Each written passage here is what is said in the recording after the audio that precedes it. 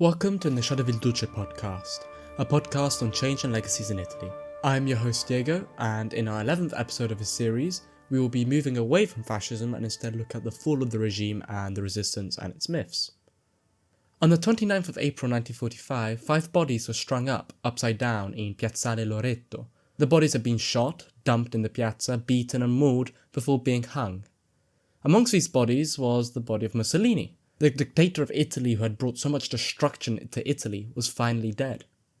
It marked the end of the 20 years of fascist rule and a brutal civil war that had ripped Italy in half. Whilst the regime, already crumbling as the combined might of the Allied offences bore down on them, may have died with Mussolini, dark legacies and memories of fascism lived on. Italians were distraught and a broken people. The civil war had savaged Italy as an alliance of anti-fascism fought the Germans and the remnants of the fascist regime. The events of the resistance and the downfall of fascism would leave behind important legacies for the post-war world, providing the foundations for which a new Italy would be born. We begin our story in 1943 at the height of World War II. The war had not been kind to Italy. It had lost all its African colonies at the cost of thousands of soldiers, equipment, and a good chunk of the Italian merchant marine and navy that lay at the bottom of the Mediterranean. Italy had performed poorly in Egypt and spectacularly badly in Greece. It had lost an entire army in Russia with only 4% of Italian soldiers sent there returning. Italy only had 10 operational divisions left and 200 mostly obsolete tanks to defend itself. Furthermore, every single resource or goods imaginable was running out. Allied bombing raids had destroyed a large chunk of Italian heavy industry, and in the north strikes began to break out. Morale was in the gutter. Fascism had gone into war failing to indoctrinate Italians, and many Italians were already fed up with an increasingly incompetent and corrupt regime. Soldiers surrendered en masse throughout the war, and there was a general lack of enthusiasm for war. The regime's propaganda machine was also failing. In World War I, Italy was fighting an irredentist and nationalist conflict, but in World War II the lines were more blurred. The party was also in a terrible state. It lacked leadership, and infighting did not even stop as bombs fell on Rome. Its secretary, Serena, was removed after challenging a minister to a duel. Even in war, where Italians were dying en masse for the regime, fascism still managed to show how pathetic and childish it was. The new secretary, Aldo Vidussoni, was young, naive, and had no practical skills. It was in this situation that the opposition began to be reformed. 1942 and 1943 saw the revival of an indigenous anti-fascist policies. Despite the oppression, there were many survivors from the old parties. The communists began growing underground, and their newspaper, L'Unità, also began to spread. The Catholics also began organising into a new party called the Christian Democrat, led by the old PPI leaders such as De Gasperi. Old liberal figures also began to emerge, such as Bonomi, the second-last prime minister before the rise of fascism. These movements were still extremely limited, but it sparked the beginning of the road to the creation of a strong opposition. In April 1943, Bonomi persuaded all main anti-fascist parties, apart from the Republicans and other radical groups, to join together into a united freedom front. Catholics, socialists and communists all agreed to collaborate towards their common goal, getting rid of fascism.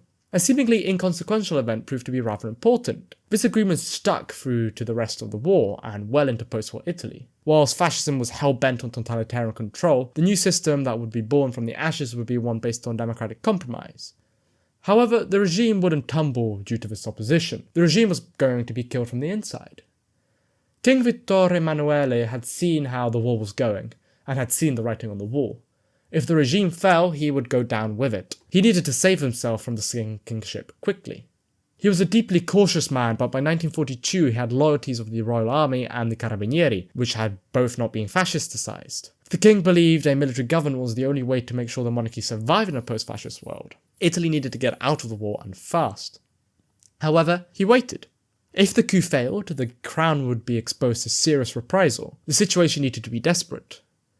This came on the dawn of the 9th of July 1943, when Allied troops swept ashore in Sicily, sweeping aside any resistance. All that was left was to persuade the Allies that the king should create the new government after an armistice, which was arranged by the Vatican. A separate peace would be arranged with the Allies that would bring Italy out of the war. Whilst the monarch was plotting, moderate fascists were also becoming increasingly fed up. The war was very unpopular with certain sections of the party, and the disasters suffered during the war pushed many over the edge. Chief among these were Dino Grandi, the ex-foreign minister. On the 24th of July, as the suburbs of Rome still burned after the beginning of Allied bombings, the Grand Council met to discuss the course of the war. Grandi had drawn up a resolution that argued for various state institutions to resume their proper function. He delivered a scathing attack against Mussolini, who had betrayed not only Italy but fascism itself. The one-man dictatorship must fall, and fall it did. The Grand Council voted overwhelmingly to depose Mussolini, and the news was brought to the king. The king had Mussolini arrested, and he was replaced with Pietro Badoglio. The regime had fallen like it started, in war. However, this was not the end. The new regime had made a seismic error that would subject Italy to a vicious civil war. They forgot to register in the Germans. The new government failed miserably in securing the peace. In the 46 days in between the fall of Mussolini and the armistice with the Allies on the 8th of September, Badoglio had completely failed to fool the Germans of their true intention to end the war. The government failed to make any contact with the Allies advancing in Italy, and the Italian army units were left in a state of confusion. The Germans meanwhile moved over 8 divisions without Italian consent into central and northern Italy. Thus, when the armistice was announced, nothing stopped the emergence of a national catastrophe. The Germans immediately began Operation Axe to disarm the Italian army.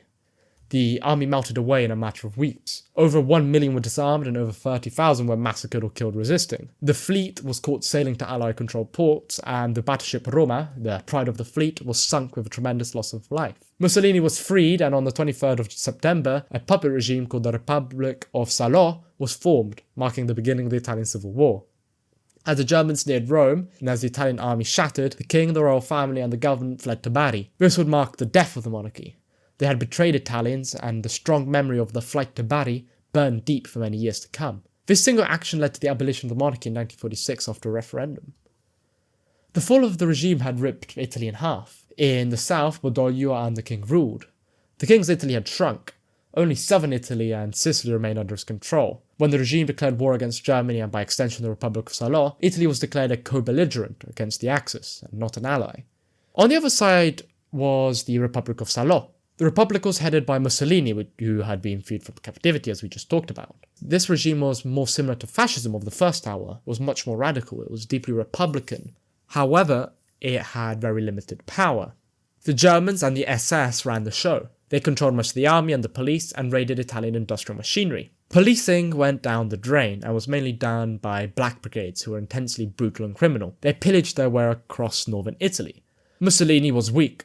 The strongman facade was replaced by a pathetic, weak character who served very little purpose. The Salò's regime's greatest failure was losing control of the countryside. It was full of escaped POWs, urban evacuees and deserters. It was in this situation where the first armed bands were formed as a defense against the roaming black squads. The resistance as a movement came to be known grew in success and power as the Germans and the Republican forces started forced deportation for manpowers. They were a new form of anti-fascism. They were spontaneous, local, violent, and deeply anti-establishment rather than just anti-fascists. Many of them didn't only want the liberation of Italy, but the total revamp of the Italian political system. They fought against the Republican and German forces across northern Italy in a war of fierce hatred. Over 35,000 to 40,000 partisans lost their lives, as well as over 100,000 civilians, as Italian society was torn to shreds. It was here where the Italian Civil War was fought, as families turned on themselves and Italian national unity collapsed. The partisans formed local CLNs and liberated large parts of northern and central Italy, which they ruled in partisan republics. Local partisan groups tended to revolve around major organisers, which were mainly anti-fascist parties. The main organisers were the communists. 60% of all active partisans were part of the communist Garibaldi brigades, and were identified by their distinctive red scarf. The Action Party, a radical liberal socialist party, formed the second largest group of partisans, whilst the Christian Democrats' Green Flames were born from Catholic youth groups. The resistance was centralised into a more coherent system in 1944, when the CLNA-I was formed. It coordinated all aspects of local CLNs and was recognised by the Allies as the legitimate representative of the Italian people. As the Axis war effort collapsed in northern Italy and major North Italian cities were liberated, it was the CLNA-I which stepped in to temporarily run the liberated areas. Unlike in Germany or Japan, Italy did not suffer Allied occupational control, which allowed the resistance to embed itself into Italian popular memory. The Italian resistance movement and the way fascism fell had many legacies on Italy and the post-war system that was born from it. Italy had been broken and shattered by the endless violence. Italians were left up to pick the pieces of a broken nation whilst taking their first steps in the new post-war order. The lack of unity led to many Italians picking up new identities or fabricating them to unify a broken nation. The resistance had a very political and cultural implication. It quickly became the founding myth of the post-war Italy. Whilst fascism was born on the banks of the Isonzo, the new republic's founding myth was born in the Via di Bologna and the hills of Piemonte. The Italian Civil War had destroyed patterns of trust and social consensus. It had undermined society and was experienced in very different ways by different people. The role of Italy in the war was confusing. It had been an occupier and had been occupied at the same time. It had been an aggressor and a victim as well. Fascism had corrupted anything to do with the national, and Italy found himself broken with no clear sense of identity. The resistance, and rather the myth of the resistance, played a key role in reunifying a broken people. I say the myth of the resistance because the resistance soon became mythical and its role was often exaggerated. Only 100,000 were partisans by 1945, which barely made up 1% of the population. Italy was not a nation in arms, as was often claimed. Most Italians chose self-preservation. Reprisal attacks were often brutal. The Germans often killed hundreds of civilians after a partisan attack. Despite this, Italians still believe and are taught that the resistance movement represented all sections of society coming together and fighting against the German oppressors. Yet, despite all of this, the resistance proved crucial as a source of legitimacy for the post-war system. A collective memory of the war was imposed on the Italian population through books, poems, statues, and local folklore. Symbols were used to integrate fragmented and contradictory memories into one national-approved memory that would unify Italy. Any problematic memories were put under the carpet. Chief amongst these symbols was a symbol of sacrifice and victimization. The symbols of the victim was used to unite Italians from all walks of life who would have suffered during the war. The war was represented as a total war of inhumane violence. Biblical imagery of lost sheep and scattered lambs and suffering saints was used extensively in poems to represent the Italian people as victims of fascism and their war. This was reinforced by the myth of Italiani brava gente, which absolved Italy of war crimes and responsibility for fascist imperialism. It was a myth to help Italians deal with their guilt. Italian war crimes are relatively unknown, and war crimes against Italians, on the other hand, are very well known. For example, the Foibe massacres in Istria, where Yugoslav partisans killed ethnic Italians, are very well known in Italy, but Italian concentration camps, in which thousands of Slovenians and other Slavs were interned, are not very well known. In fact, in, 2012, on Italian state television, a picture was shown showcasing Italian soldiers executing Slovene civilians. However, it was portrayed as the opposite, Slovenians killing Italians. The Italian intellectual Benedetto Croce and his writings best show this. He created long lists of metaphors to absolve Italy of blame. He argued fascism was a virus that attacked the Italian organism from the outside, and thus Italians do not bear direct responsibility for fascism, and rather should be celebrated for its defeat. Any aspect of Italian behaviour, and especially that of the resistance, was swept under the rug. For example, the post-war resistance revenge killings are largely unknown in Italy, even though they were extremely widespread. Italy saw a very selective and politicized version of memory politics. The millions of Italian soldiers interned in Germany were largely ignored, while Allied bombing victims who didn't fit the original narrative were also expunged from history. Instead, Italians were told of the heroism and sacrifice of the resistance and the Allied forces, which through their deaths purged Italy of fascism and evil. Partisans often had to die in order to attract evil to themselves and purify the community, allowing it to move on. This is clearly seen in the popular anti-fascist song Bella Ciao. The entire song focuses on a partisan saying goodbye to his loved ones as he heads off to die for the freedom of Italy. The lines, "This is the flower of the partisan who died for the liberty of Italy," is a poignant reminder to Italians of the sacrifices needed for freedom. Whilst this may have helped to patch up open wounds, in the end it had serious consequences. The myth of the victim is a myth, which in my opinion drags Italy back to the past. It never allowed Italy to fully confront its guilt and improve. Guilt and fascism, in my opinion, was allowed to fester in the Italian conscience, and never allowed Italy to fully modernise. Whilst Italians drove fancy cars and Italian cities exploded in size, the Italians that drove them had a clear line of continuity back to a dark past. Despite this, the myth of resistance was used extensively to recover the fascist myth of the national and promote the idea of a second risorgimento. The idea of rebirth is a powerful one in the Italian consciousness. The Renaissance and unification of Italy are important parts of the Italian cultural and historical memory. The idea of resurrection after suffering and death is also strongly linked to Catholic tradition and beliefs. After World War II, Italians sought to build up a sense of community and identity, and the symbolic image of resurgence allowed the transition to democracy from fascism to be experienced as a break from the past, and the refining of a new national identity. The idea of a risorgimento allowed dirty words such as patria or fatherland to be cleansed of any fascist meanings, and instead take new meanings that allowed Italians to identify as Italians again. The war was a new beginning where Italians could be remade, which ironically is very similar to the idea of the fascist new man. The idea of the second Risorgimento was exploited by all major post-war political parties. Both the Christian Democrats and the Communists pointed to their resistance days as proof of being part of its rebirth, and thus gained legitimacy amongst the Italian people. Yet, the myth of the resistance was one that slowly weakened over time. It was still a very successful myth and largely succeeded in creating consensus, unlike all the other myths fascism used. However, it proved to be very shaky foundations for a democratic Italy. As stated before, the war was still experienced differently by everyone, and as the Italian historian Claudio Pavone puts it, far from being a second Risorgimento, the resistance represented a contest between different legacies of the Risorgimento and different ideas of the Italian nation. There were three wars: the War of National Liberation, the Civil War, and the Class War. The fracture of the resistance and memories made it very hard to come up with an unquestionable national myth. As Pavone argues, there are no unified answers for questions asking what has been defeated in the Civil War. Some argue fascism, some argue Nazism, some argue Germans, some argue the old Italy, the monarchy. There is no unified answer. The resistance had taken the role of a unifying centre, but this unifying centre was itself deeply debated upon, especially in the 90s after the Mani Pulite scandal and the collapse of the political system. Memory wars over its past would break out during the post-war period. The old metaphors were increasingly questioned. Fascism was not a virus, but more of a tumour. Like a tumour, fascism was born inside the Italian organism, and like a tumour, it leaves a lingering threat of return. The metaphor of cancer stresses the idea of continuity.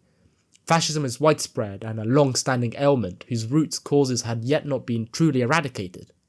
The myth of the resistance thus proved to be more of a way to quickly achieve consensus democratic Italy and stop the bleeding than a long-term solution. This is seen by the brutal efficiency through which the ideals of resistance were purged from the post-war world. The radicalism and anti-establishment of the resistance had little effect on a political system that stressed and appreciated continuity. The resistance would be put on trial, especially in the 1950s, and in the early years, the DC tried to block celebrations for Liberation Day. The resistance was also mainly a northern movement. It had low legacies in the south, and thus the memory of the Civil War and fascism was not coherent or unified. This especially divided Italy and would impact how post-war Italy developed. The myth of the resistance provided a facade of unity which in all honesty didn't exist. It soon became a myth of continuity, a reference for old forces to point to show that they were supposedly reborn. The religious zeal surrounding the depiction of the resistance as saints prevented any criticism or questioning of the continuity in the Italian conscience. The Italian people were not changed by the inquadrimento used by fascism, and neither were they affected by the myth of the resistance. The fall of fascism and the resistance left a bloodied wound that for decades had festered. Unlike World War I, World War II did everything but unifying Italians. Instead left them broken and desperate. The myth of the resistance soon became a way to try and stop the bleeding and reinforce consensus around the upcoming democratic system.